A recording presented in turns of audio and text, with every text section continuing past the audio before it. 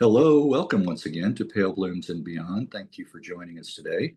If you do like the programming you see here and the musicians and artists that I visit with, please be sure and hit the like button below and also subscribe to the channel. Helmut Getto is an Austrian-born American musician and producer turned Baptist minister. He was the guitarist in Rain, an early 70s Rochester, New York-based blues rock band.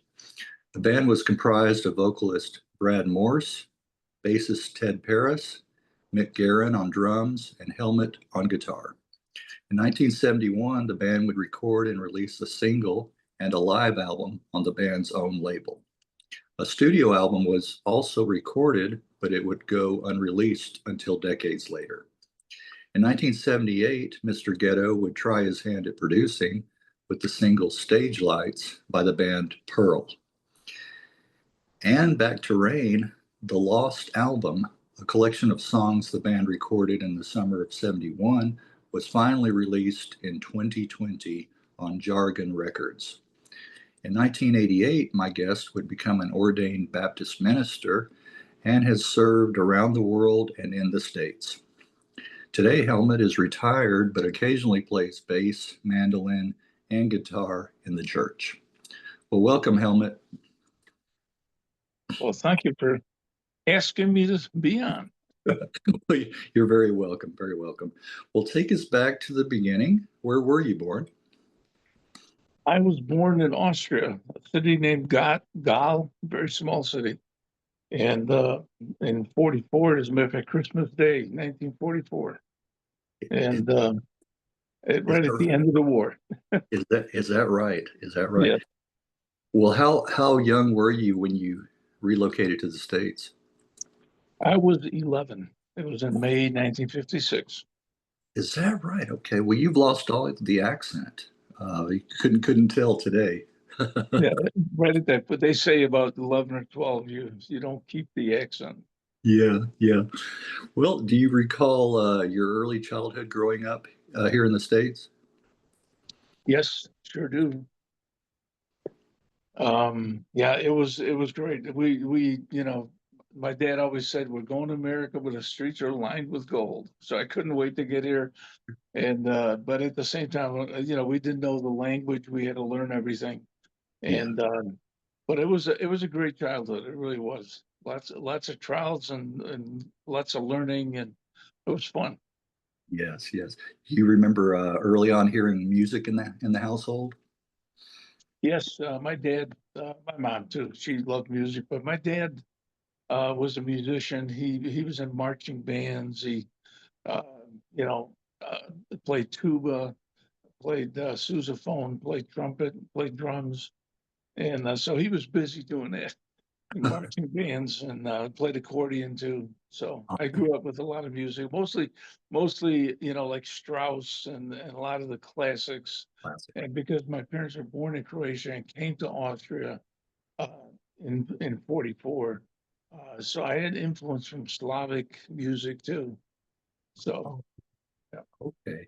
Well, your father could have almost had a one-man band there with all the instruments he would play. Yeah. Well, was the guitar the first instrument you learned to play?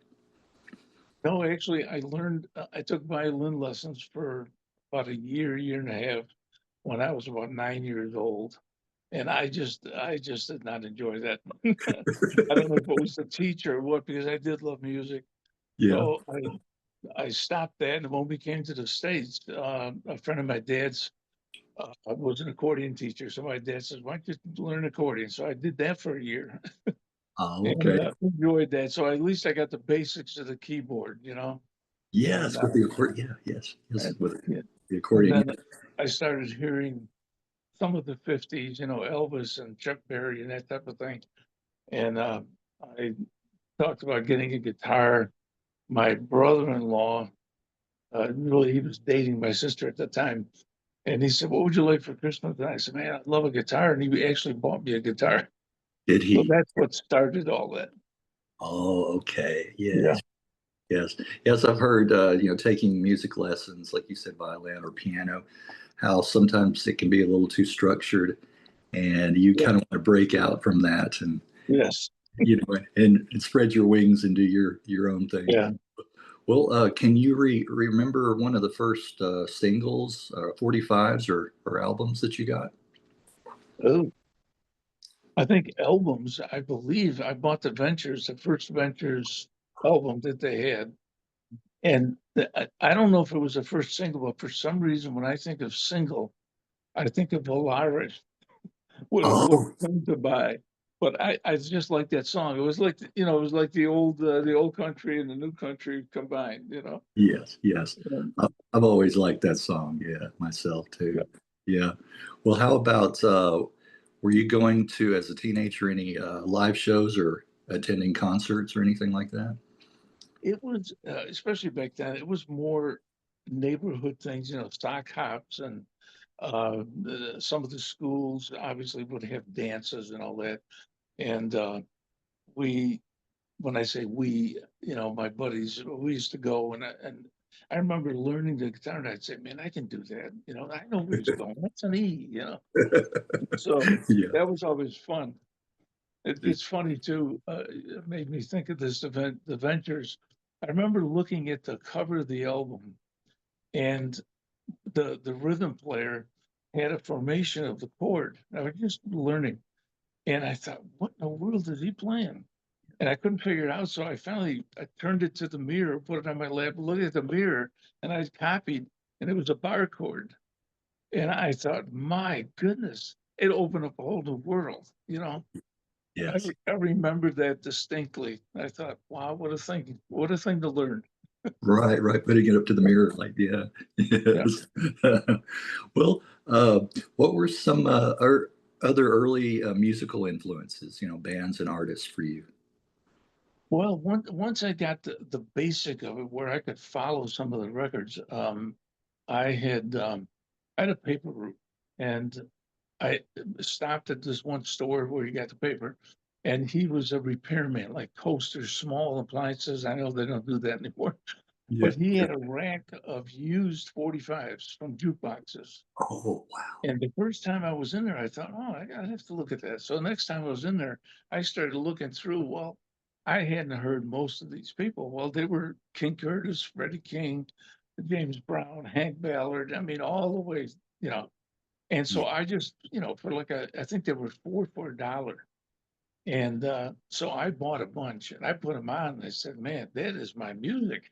Yeah. You Yes. know, Yes. so that's where I learned really Freddie King, BB King, and Albert King, which probably most guitar players my age would quote. That's where they learned from. Yeah. So, Yes. That yeah. yeah, that's some good material there. Yes, definitely. Yeah. In the old, I would talk to a UK musician recently, and I thought it was interesting how their 45s just had that one little hole in the middle, so it slipped right on the record player. Yes. Ours, we had to have that adapter.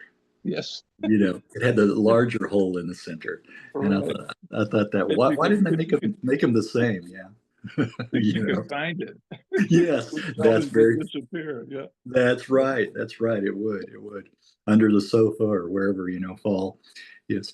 Well, were you in any bands prior to Rain?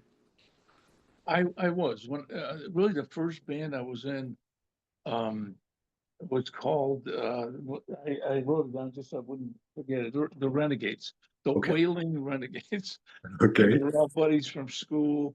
Um, I had a young man that we would after school we'd go home and I would show him a couple of chords. And he didn't play, but I said, we need a drummer. Why don't you learn how to play drums? So that's what we did. We had some cardboard boxes at home, and I taught him the basic beat. And then he was our drummer for almost 3 years. Is that right? So you taught him Yeah, how to drum? yeah, Yeah. Yeah, I've heard, young kids, probably most parents didn't want them to learn the drums, yeah, either either played while they weren't there or in the basement or someplace. yes, Yeah. yes, exactly. Yeah. Yeah. Well, tell us a story leading up to the formation of Rain. Okay, well, there were, like I said, there were a number of bands, the Rivieras in high school and this and that.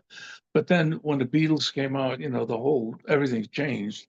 And I was in a group called the Bitter End, and they were local musicians, obviously. And we really started getting to know all the local musicians. It was a great, they had a lot of teen clubs at that time. And so there, obviously teens would get in because there was no age limit. And it was really an exciting time. We had the Bitter End, the Odds and Ends, the Invisible Sideshow. I remember that. And then I went to Rainbow, and Rainbow is the one that really had Brad Morse. We had Bob Limner and other few people, and that we had some people switch, change the name to Rain, and that's how it became Rain. That was basically, I think, at the beginning of '69, end of '68. Oh, okay, So right there at the end yeah. of the day. Yeah. Well, who coined the band's name?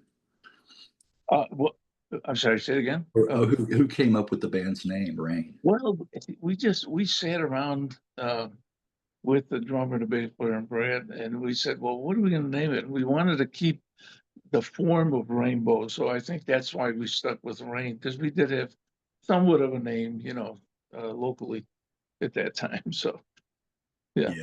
Yes. Well, did what were the backgrounds for the other musicians? Had they played in various bands prior to Rain? Brad Morse was in the Hangman, I think, was a singer. Mick Guerin had I really don't know. He was, believe it or not, when we lost our drummer for Rainbow, um, we had Mick Guerin audition, and he was still in high school.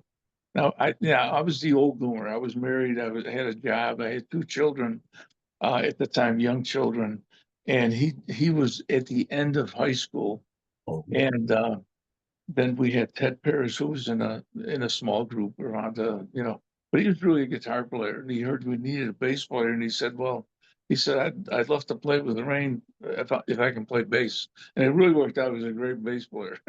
oh, okay. So he just adjusted to the bass. Yes. Yeah. Yeah. Well, were you guys all pretty much into the same type of music, share similar taste in music? Yes, I believe so. I mean, we all obviously had our individual tastes too, but yeah, we had pretty well the same music. Yeah, that blues and R&B. Yeah, Yeah, yeah. yes. Well, early on, do you recall any of the live shows? Playing. Yeah, we got to the point where but we had our live album. I mean, there was a lot of clubs to play in Rochester. We really didn't have any problems finding a gig. Let's put it that way. And so we played quite a bit. And then Jim Armstrong, our manager at the time, um, took it upon himself. He found out that one of the sound men, you know, that we used once in a while, had recorded us live on Christmas night. And Oh, he listened to the tape, and he says, man, it's a great, it's a clean tape. It's really a good tape. He said, let's put it out on the live album. So I said, yeah, let's do it. Well, he took it upon himself to do it. We pressed, I think, 1,200 albums, which all went. Um, and at the time, WCMF was a brand new FM station. It was before they really were very popular. And they started playing things like Hendrix and, a lot of the British Mayall, John Mayall, that kind of John. stuff. So they started playing our album. So that really, within about 2 or 3 months, we started drawing a pretty good following. And so that was a help to us in that way. Yeah, help So promote the band. Well, yeah, how long had you guys been together before that live show? That live? really, uh, probably a year, less than a year almost. Yeah, Okay, all right, but you had kind of honed your chops by that yeah, point. Yeah. yeah. Well, that's good that it turned out so well. The recording, like you said. Yeah. Yeah, So yeah, you were overall pleased with how it turned yes, out. Yeah. yeah, Yeah. Okay. yeah. Okay. Well, uh, there were looking back at the album, there were several cover tunes on the album, and it's nice to see a Hank Snow song on there. I'm a rocker moving on. Yeah. Yeah, yeah. Uh, In fact, that's the first time I think his name has come up with me doing these interviews, you know. But yeah, Uh, I love a lot of his music. Yeah, yeah, well, it's funny because when I was learning guitar, I like all types of music, and for some reason, Hank Snow always stuck out. A friend of mine that went to high school with, we went over his house, and his dad had a country collection of all sorts of albums. And I saw Hank Snow in there, and I remember on the wings of a snow white dove. That's all I remember that he sang. And so Ron put the record on, and I thought, man, what? That's such great music, And I didn't even think about it at the time because rock was pretty well going pre-Beatles, but and when I heard that, I thought that's just such a great song. And then we put it with Chuck Berry words also. It was a Hank Snow, words and Chuck Berry, and it just kind of fit. And I had played a lap, a Hawaiian lap guitar in that song, and Ted yeah. played the guitar. So it just worked out.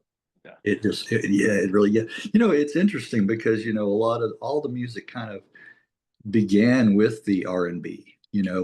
even country, owes its roots to Yeah. that. Yeah. So it's all kind of interrelated there anyway, Yeah. you know. Yeah. Uh, and then another one off of that album, Sonny Terry's Tater Pie. Oh yeah. I've heard many times during these interviews how influential Sonny Terry and Brownie McGee were. Yeah, yeah, both Yeah. of those. Yeah, their material and their take on the R&B Yeah. and folk as well. Yes. Yeah. Yeah. So that was interesting to see that one on there too. Yeah. And then That was one, one. oh, go I ahead. was Go gonna ahead. say that was one of the albums that I had found in that same store. They did have albums, and once I got interested, knew what type of music they were selling. Those records, $4 and the Yeah. albums. I started picking through and just not knowing them. I just would pick it up, and that one stuck with me. It's funny, Terry. Yeah. I Brownie did. McGee. I did talk to one guy a while back, and his dad, he would put in the records, the 45s, and stock the jukeboxes, around the country. I said, "Oh, I would have been like a kid in a candy shop, there, Oh yeah, all the yeah, ones he would bring home and just, oh, that would have yeah, been wonderful. Yeah, to have a dad like that. Well, yeah. and one you sang, "Built for Comfort," the Willie Dixon classic track, Hmm. that one as well. Yes, yes, another nice, yeah. Willie Yeah. Dixon, yeah. What can you I, say I, about I was laughing because the premise of the song is, I'm built for comfort, not for speed. And I was as skinny as a rail. I was like 150 pounds. It was just a good song. Yeah. Well, as you get older, you can relate to him a little bit more, I think. Oh yeah, yeah, for sure. I know I can. Yeah, for Well, sure. speaking of live shows with the band, who were some of the band's big names, I guess, that you guys opened for? Well, we opened for Ike and Tina Turner Okay. and Canned Heat. That was one show, which was a great. It was a real experience. It was at the War Memorial, which held uh, 15,000 people or 20,000 people. That was kind of unique for us. That was the first time. And it's funny because we opened up first song, An Old Raincoat, Rod Stewart, Jeff Beck, and Yeah, yeah. but halfway through the song, the foot pedal broke for the drummer, Oh no. Oh no. and that just drops everything. I mean, as soon as I heard that one, oh Lord, and so we're playing, and I'm turning around, and he's trying to fix it. Well, the drummer for Canned Heat saw what happened. They were out there in the wings. He brought his foot pedal and Okay. replaced it for him. Used his foot pedal, so we just kept on going. Oh, And oh, I just remembered it so well. thank goodness he was there to help out. Yeah, they were great guys. Candy was fantastic, very Were, friendly. Yeah, were they? So you got to kind of socialize with them in between yeah, shows. a little bit. Yeah, Yeah, a little yeah, bit. yes. Okay.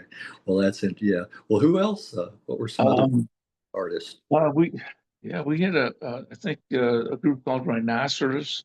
Oh yeah. I think it was like a one hit, and a lot of the local bands too. We used to do 2, 3 sets. There was a club called Highly Morris's Alley, and they would have bands up to one, like 9 to 1 or 9 to 12 or something, and then we would play from 1 to 4 in the morning, which was a real challenge. Oh yeah. That would be, wouldn't it? Oh yes. Yeah. Would you sleep all next day? Oh yeah, yeah. I was a printer by trade. I worked, through this whole thing, but I had a printing job where I could go in whenever I needed, whatever needed to be done, I could get it done. Work 40 hours in 3 days or something, and then take off for the weekend or whatever the case might be. Oh yes. Oh yes. Well, So that was good that it was flexible like that. Yes. yeah, Yes. Well, you guys were playing more live shows after the live album, but also finding time to go back into the studio and yeah, record some more songs. And yeah. those, do you recall the recording sessions for those tracks? Yes, we had the money that we made from the album. Jim put that back into the studio time. And we had Mikazowski, which I mean, he's an amazing. I don't know how many globes or whatever whatever they've given up. He has a number of awards for high-end names. He was a high school kid. He was 17 years old. He was a senior in high school, and he was an engineer at PCI. Is that right? And yeah, and I had heard about him, but I'm gonna tell you, he's one of the best engineers that I've ever worked with. He had a good musical ear, but he just had a touch about him. Yeah. And PCI was I think they were on the first floor, but it was a 2-story building, if I remember right. And we would go at night. Sometimes after we played, sometimes 1 in the morning, we would go and we'd meet him there and do some recording and that type of thing. So it was a great, we really enjoyed it. It was a great Yeah, arrangement. Yeah. yeah, So yeah. he would let you guys in. Yeah. Yes, yeah. We just said whenever you want to do it, well, if it worked out for him and us, and what it did. And the thing is, there's certain things that you hear that you want the guitar to sound like it, a bass, whatever. And he'd always find the way to do it, you Yeah. know. And it Yeah. was before a lot of the digital stuff that we had. Yeah. I remember one time, and I think it was Me and My Woman was the name of the song, but there was just a certain sound. And he said, "Let me try this." We put the amp in the hallway of the building because there were stairs going up, but it was all tile. So you can imagine the echo, and it was almost Yeah. like a reverse digital Yeah. echo or something. And man, it sounded great. And and Yeah. the amps, blasting at like 11 or 12 o'clock at night in the hallway. I thought, man, somebody's going to come and tell us to stop. So Yeah, he had an ear for that, and yeah, nice that he would was willing to experiment, I guess. yes, Yeah, yes, and do that. yeah, Wow. yeah. Yeah. Wow. Kind of a child prodigy in a way, I guess, Oh, he was. as an Yeah, engineer. Wow. So yeah, young. Wow. Some yeah, people are born with that kind of thing, yeah. and it's That part was of a who gift for they sure. are. Well, It, oh, go ahead. Go yeah, ahead. I was going to say, a couple of years ago, I recently looked him up and saw the awards he had and all that. And then I saw a couple of YouTube videos, and he was talking about mixing and mastering and using certain programs. And he was still the same way. He hadn't changed. He was a nerd, but he Yeah. was the Yeah. most likable nerd you'd ever want to meet in your life. Had his little plastic thing with the pens. Oh, right there. His It was pocket, great. I, pocket I love protector. the guy. I wish I think they just inducted him last year into the Rock and Roll Hall of Fame. Is that right? Wow. Yeah.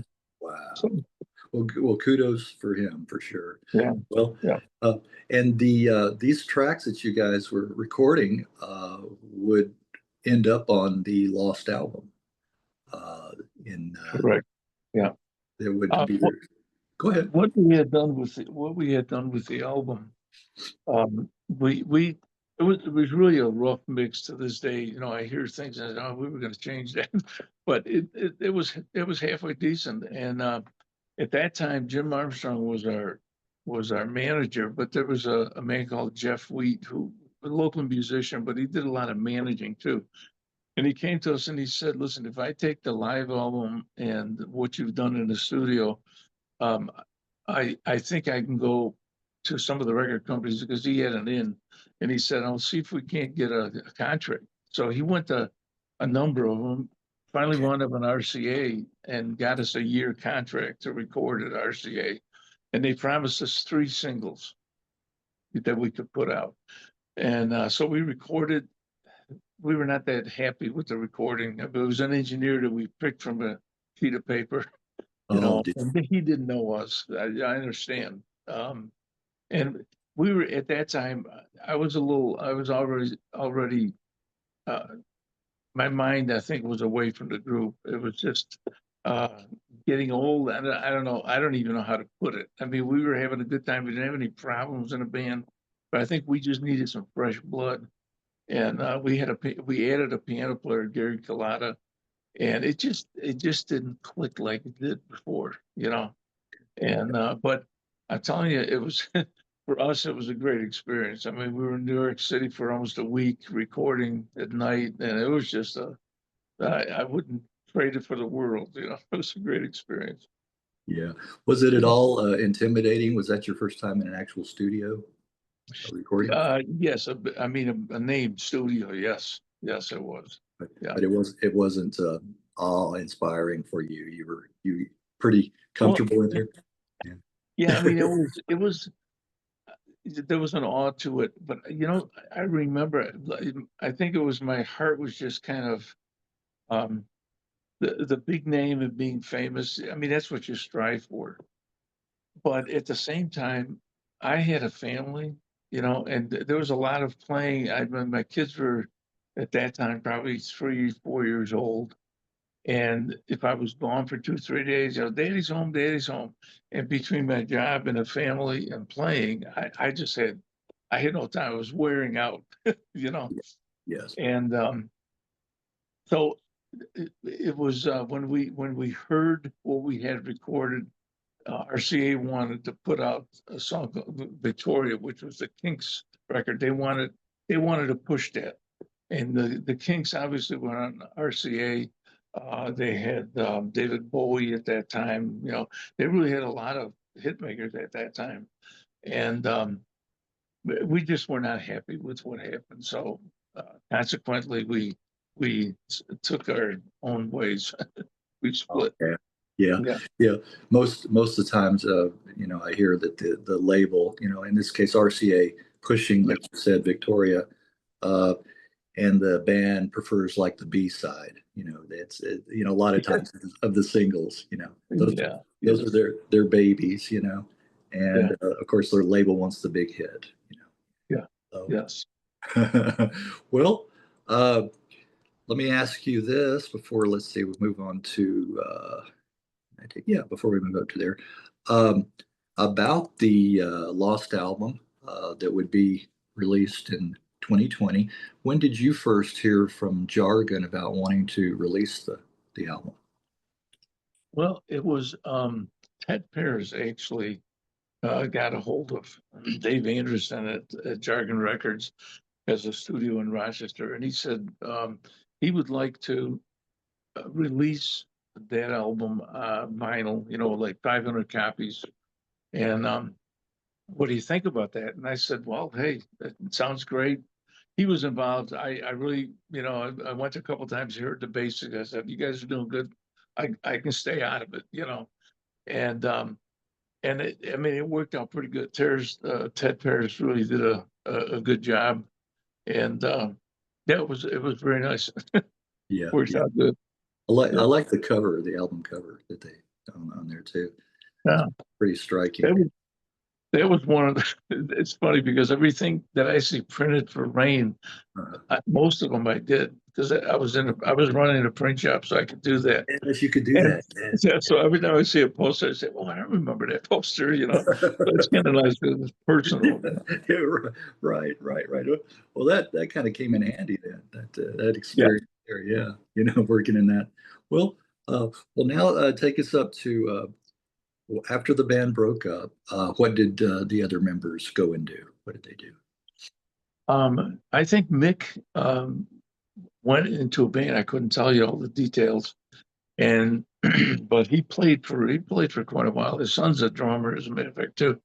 Yeah, Ted Parrish joined a number of bands, but he played pretty regularly, and uh, turned out to be a pretty good bass player. We wanted in Rochester, and did a lot of uh, cover songs with different bands, and was pretty busy. Brad actually moved to Florida. I think he worked for Kodak for a while, and then moved to Florida, and he passed away about 4 or 5 years ago. And Ted actually passed away, I think, a year ago. I mean, about a year and a half. Yeah, and Gary Collada was a store manager even before, and then I think he went back to that. Played some jazz on weekends and stuff. So yeah. Okay, okay. All right. And yourself? Well, when we were through with Rain, a friend of mine from Rochester, Johnny Titondo, who who was in a number of bands. Um, we were good buddies, and we had the same thinking about blues, and we learned from the same people. And he asked if I would join their band, and they were really a road band. All the musicians were just in type of bands. They just made that circuit, rock and roll. And Yeah. so we I said yes. We practiced at our house, so we had 3, 4 guys living. We had a big old house. Practice at night, and I think we practiced about 3, 4 months before we actually went out on the road. And unfortunately, I realized after a couple of weeks, it was just I couldn't do it. It just was not in my blood anymore. Yeah. And but we played some clubs. It was really very, very interesting. Yeah. And so that was really the last band I was in. And as soon as that stopped, there was a piano player called Earl Jarris in Rochester, and he was a local jazz player. And then he became a disc jockey playing jazz. And somehow someone hooked me up with him. He was doing commercials, local commercials for various businesses. And so I went in. He had this Kodak commercial going, and at the end of the commercial, all he wanted was acoustic guitar with a melody over it. And what they did was Kodak had commercials for the like spring, summer, fall, winter, and Yeah. we would have 3 songs, and they would use that for the radio talk over it. We got a special this week, blah blah blah. And so he would say, "Can you write some stuff for me?" So I would go home on my reel to reel and put Yes. the Yes. basics down, And I Yeah. couldn't write music. I mean, I lost that from my violin days and all that. So it was just by hearing. So I would record it, play 2, 3 parts, give him the tape. He would transcribe it, write it out, and we would Yes. have musicians come in. I would always play guitar, but he'd have bass players and trumpets and strings, whatever was needed. So I Oh, did that for almost 2, 3 years. Not okay. yeah, just part time, but it was really great. Well, one thing that reminded me of when you said Kodak, I remember still, I mean, vividly, Paul Anka, Times of Your Life, Mm, that for that Kodak, Kodak yes. commercial. Yes, yes. And that song, that's just like one of those that just gets you Yeah. dead here. It just really does. That's very interesting. Yeah, because I've talked to several that got into jingle writing and that kind of Mhm. thing. They said how lucrative it was, business Yeah. for Yeah. a while. Yes. It was, we did like Amway Gardens, First Federal Bank. One of them, one of them, instead of um, like talking over the commercial, they said, "Here's some good music from First Federal," and they actually just played the song. And it was Joe Romano on sax, who was pretty well known in Rochester area, and they Yeah. just played the song. And at the end of the song, talk to you about First Federal Bank. And I thought, man, that's pretty good. That's a So good way. That's yeah, a good way. it was fun. Yeah, yeah. A lot of those bands from the '60s would do the little like station letter, call outs, and then they would do the song at the end, Yeah, that kind of yeah, thing. Yeah, they yeah, did a lot of that, help promote the bands. Yes. yeah. Well, uh, In 1977, you became a Christian. I did. Is that I'm accurate in that date? I am. Yeah, yeah. It, what's funny is I had a friend of mine who was he was learning bass, but he was a roadie for Ursa Major was the name of the band. Okay. And we were pretty good buddies. And he would come when I was not in a band, he says, "Can you teach me bass, the basics of it?" So I said, "Yeah, sure." So once a week he'd come over, and we'd play. And he came over one time, and I mean, he just looked different. He had a haircut and just looked different. I said, "What happened to you?" He said, "I got saved. I became a Christian." And I said, "Really? What does that mean?" You know, and I grew up Roman Catholic. I mean, I knew, we're a pretty good, attender for Yeah. quite a while, and then we kind of dropped out. So he went through the Bible. He showed me what that meant, salvation, and so within a few months, I had an interest. I started reading, started asking questions, became a Christian, and it really, I mean, it just did 180 degrees Yeah. from what I was doing, and it just gave me a whole different direction, And I was searching, like you were saying about big time and how does it affect you. I remember RCA when they signed us, and it was the vice president. They had champagne, and man, you're signed with RCA, Yeah. and this little voice in the back of my head said, "So this is the big time." It Yeah. wasn't like it was disappointing. It was just like, so what? Yeah. You know, Yeah. Right. I don't know how to explain it, but that's just I remember that as distinctly as Yeah. anything else. Yeah. So it's just what you go through, you know. It does. We'll put you through. It wasn't exactly what you expected, maybe. No, definitely not. And I mean, I don't know if I had mentioned this when we talked, but next week we're going to Connecticut here in a couple of days. Oh, okay. And my daughter lives there with her family and some friends over the church. We were in that church serving about 20 years, but it's our 60th anniversary next week. Yes. Yes, you And did. Yes. yeah, and Yes. yeah. That, So I'm that looking forward to that. that's really a nice, like you said, milestone for you. Yeah, You know, to yeah, to be together that long, 60. yeah. Wow, years. Yeah. Yeah, I don't think me and my wife are not going to make it that long. I don't think, but yes, kudos to Yeah. you, uh, and Awesome. Thank you. and your wife as well. That's I mean that's something there. You'd be really proud of, and you sticking it out, staying together, working through everything together. So that's what it's about. Yeah, I just thank the Lord that He, had us. I mean, there were times in the early years, it's hard when you're away that long, and she understood, but she was not 100% happy all the time because of Mm, that. But right. what you put up with is amazing. So Yes, yes. And for you, I don't know how you juggled all that, your family, the band, and your work, on the side eye yeah. for so long. Well, one more music question about Mhm. and Pearl. How did you get pulled into that or roped into that, producing their stage lights?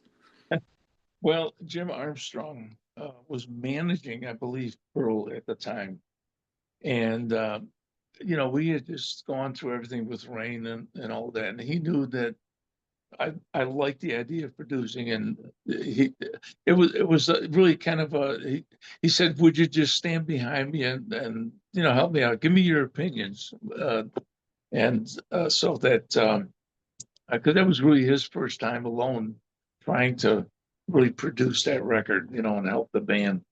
So that's how I got involved, and just again, just hands on, uh, not so much engineering but producing. So. Okay. Did you kind of enjoy that It side was, of music? yes, it was great. As a matter of fact, Jim Armstrong then produced an album after that, his own music, and there was Jim Kohler from a band in Rochester played bass, and I played. I don't remember. I think I played about two, three uh, guitar on two or three songs of that album. And Jargon Records is putting that out in the next couple of months. Another one that 500 copies. Is And that it was right? really great. It's called Field Like Spiders. Oh, And so okay. he's redoing all these oldies. It's kind of neat. It's a Yeah, neat project. So yeah. Is it going to be on CD or vinyl? probably vinyl. I Oh, mean, I okay. think he'll do some CDs after the Okay. vinyls are gone. That's usually what he does. Oh, okay. Yeah, yeah. So Because yeah, people are back into vinyl these days. So, yeah, yeah, yeah. yes. All the grandkids have. Yeah. I don't have one. We'll talk about leading up to you becoming an ordained Baptist minister. How that all came to pass. Well, the church we went to was a pretty good sized church, and they had a Bible Institute where you could go to Bible Institute at night. And I just, had an interest. I really wanted to get involved and know more. So I went to Bible school there. And again, it was at night. Plus, I was a printer, and the pastor found out. And when we started going to church, I said, "Who does your printing?" Because they had, mimeograph machines putting out bulletins. And one of the pastors said, he said, "It's funny you should ask." He said, "Somebody just gave us a printing press, and I don't know what to do with it." I said, "Well, I'm a printer. Point me to the place." Yeah. So I started doing bulletins, started getting involved, and the pastor finally said, he said, "Every time I get something from a church, it looks not maybe terrible, it looks half baked." He said, "I get something from a car dealer, and it's in color, it's sharp looking." He says, "I want something nice looking for the Lord." So Oh, they actually hired me as a printer, okay. and then I went to Bible Institute and graduated from that. And the Lord started dealing with me about going on missions. We had a lot of missionaries that used to come through. And because I was born in Austria, I mean, I knew the language, I knew the culture. And it was just the Lord was just dealing with me. And so we went to Austria for 6 years. I had a Okay. small church there, just a handful of people. And then God called me back to Connecticut we were there about 20 years as an associate pastor. Oh, okay. And then we were ready, close to retiring. And my son said, there's a job opening in Georgia, same company, but I'd like to move there. If I do that, when you guys retire, would you come live with us?" Oh, So we said, "Sure, that'd be great." So in a short time, I took a retirement from the church. A friend of mine called me, said, "I hear you're retiring. I'm in Virginia." He says, "It's between Georgia and Connecticut. Could you come help us for 3 years?" So we went oh, to yeah. Virginia for 3 years and then went to Georgia. So that's where we are now, in Georgia. So, See, so, so you took a little interim, yeah, yeah, there. we've moved quite a few times. That's another medal she gets for putting up with that. She said, Oh, "You're a right. gypsy. That's what you are. You're a gypsy. You just I like that." was, I was gonna say, well, that was good. You getting your foot in the door, like you said, going back to the printing. Yeah, That yeah, was kind of a sign right there, or an omen. That yes, the Lord exactly. the Lord was working. Yeah, Yeah. exactly, exactly. Well, where else in around the world have you ministered? Well, Austria, when we went to Austria, it was August of 1990, which is like about 6 months after the wall came down. Well, once communism, once that wall came down, the door opened up. We were in Austria mainly, but I had friends that were in Germany that went into Romania, even under communism. They would would go there and preach and talk to people. And so we got to know him, and he said, "Well, I'm starting an institute for uh, Russians, Moldovans, Romanians. If I can use you like 2 weeks at a time, would you come in?" So we traveled to Romania 2 weeks at a time. I would teach during the day. We went to Slovakia, we went to Croatia, we went to the Ukraine, Moldova. So I mean, we traveled quite a bit, and Yeah, it was just an eye opener. I was gonna say, Not to get on politics, but you talk about socialism, communism. When you see it firsthand, you yeah. realize what it is. And the line was always, "Communism has nothing, and they want to share it with everybody." You know. Yeah. Well, yeah, those to travel through those Eastern Bloc countries like that. Yeah, that's got to be eye-opening. Oh, it was especially when the wall came down. I mean, it was still you know, the roads, not, it couldn't get, I mean, you could get food, but it was hard to get the things that you're used to, you know? And it was just a real experience. I mean, I just thank the Lord we were able to do that. I took my granddaughter over and showed her, and it really made an impact on her, you know? I bet it did. Yeah. Yeah, I wish we could, more of us could travel over there and see that. yeah, Yeah. and see that. Yeah, Yeah, exactly. yeah. Well, even like you mentioned, but before the wall came down, I've had a couple of musicians I talked to that played over there in Mm, Eastern Europe, and talking yeah, about how scary it was, pretty much, yeah, and but then afterwards, like you said, just the opening up, and the freedom, and the hungry, how they were, the people over there were just hungry for anything Western, yes, coming in. exactly. Yeah, Yeah. so We used to take we had students there, which was just amazing. I still, you know, Facebook, they wish me a happy birthday. We talked a little bit. Well, we had students from Russia, from Siberia, which is Russia, Moldova, Ukraine, like I say, and they did a 6 month institute Bible course. So we would teach from 8 in the morning till 4 every day, even on Saturday, half a day. You talk yeah. about wearing you out, you know. And then Yeah. after 6 months, they would graduate and they'd go back, eventually pastor, deacons, just helping the church, whatever. It was just a wonderful thing to see, you know, just Yes. hungry, like you say. Yeah. Exactly. Exactly. Yeah. Well, when was it that you retired? What year was that? Well, I'm still trying to figure that out. I'm still trying to retire. I'm still busy. We came here and I said, you know what? We're gonna find a good church, but I'm gonna, you know, we'll back off. And I mean, they made me assistant pastor in a year. I'm doing the bulletins, I'm preaching, you know, and I'm slowing down. But it was basically about 7 years ago we came to Georgia. Yeah, Georgia. Okay. yeah. All We're right. enjoying it. All right. You came down, but not when the devil came, right? No, no, no. Charlie And Mr. Charlie Charles, Day. yeah. Yeah. He's another one, yeah, Right. yeah. Right. Yeah. Well, yeah. So you're enjoying it there in Georgia? Yes, Oh, yes, it's great. We've got, again, my son and, you know, made many friends in the church, and we have people over. They have a different way of fellowship, and we always like to have, you know, people come over and have meals and just, yeah, you get to know them, you know, yeah. you get to learn them, learn who they are and all that kind of stuff. So we've had a ball. Yes, Yeah. yes, and it's I'm sure compared to the Connecticut winters, it's a whole lot Oh, nicer. yeah. Between Rochester, I mean, Rochester's right next to Buffalo Yeah, upstate. And I've had enough of the winters.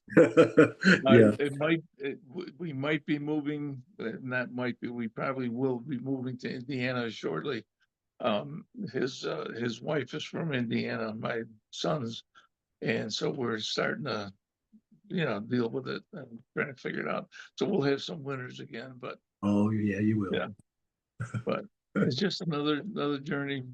Yeah, yeah. But Well, the Lord does. here in Texas, we don't have much of a winter, Mhm. and so we may have 1 or 2 days of ice or snow, and Yeah, the weather changes so rapidly that it usually melts by. If it does that in the morning, it'll be gone by the afternoon. So yeah, it yeah, it rarely stays around, you yeah. know. Are you for the North Texas Yes, or? yes, northeast, about 20, 25 miles northeast of Dallas. So Ah, okay. that's My right. son's a big Dallas fan. Oh, is he? Is Both he? both my sons, yeah, they're Dallas diehards. Oh, Cowboys? Yeah, Cowboys. Oh Okay, yeah, okay, yeah, okay. Yeah. Well, yeah, we'll see with some of the drafts they're getting and yeah. how this next year is going to shape up. Yeah, we'll see. Yeah, he was saying that they got a couple of good picks, but we'll see. So Yeah, we always yeah. we always had one of those Sundays. My wife was always a Green Bay. I was Jets. You know, I cry a lot. And Cry. son was Dallas. The two sons are Dallas, and my daughter was Steelers. So you can imagine what our house was like on Sunday morning. Oh, I can. Yes, I can. Oh man, the Yeah, Steelers were, yeah, they're like our mortal enemies, and The 49ers and the Steelers. Nobody around here likes either one of those Yeah. teams. Oh, that's interesting. Well, and then mentioning one more here we go. One more thing I wanted to mention about you do still occasionally play guitar and also mandolin Yeah. and bass. And bass. Yeah. Yeah. Yeah. What kind of events or is that for like the youth or the what Yeah, sometimes the youth are like Vacation Bible School, and I actually lead the singing, on a weekly basis for the church. And Okay. I'm not the greatest singer in the world, but I built it out for the Lord. And we had a new pastor from last year, and his family sings. So now somebody brought in a bass, so I'd like to play bass while they're doing their special. So it's kind of nice for me. Oh, I'm enjoying that. So. yes, yes. Well, have you heard from any of the surviving members?